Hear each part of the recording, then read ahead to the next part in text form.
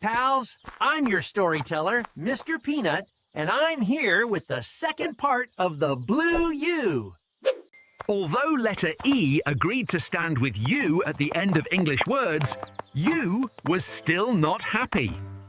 So he asked E if he could make a team with any other letter to say the long U sound. E, can you make a team with any letter to say my sound? Let me think. Who can help us? Aha! W can help us.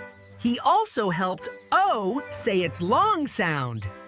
Good idea. Let's ask W then. Hey, W. Can you make a team with E to say my long sound, please? It's not a big deal. I can make a team with E to say your long sound U.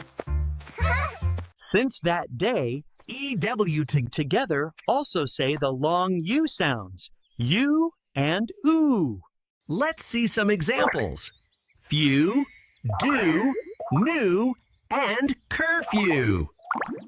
Let's see some words where EW say OO. Blue, stew, crew, and chew. So, dear pals, remember that we can write the long U sound either with UE and EW at the end of English words. But unfortunately, we don't have any rules for when to write which one. However, your spelling story workbooks can help you. I hope you have learned a new thing today. I'll see you soon with a new story. Bye! Still teaching spellings with the old, boring methods? Time for a change now.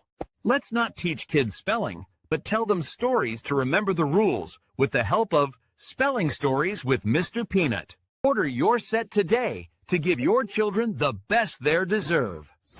Spelling Stories with Mr. Peanut.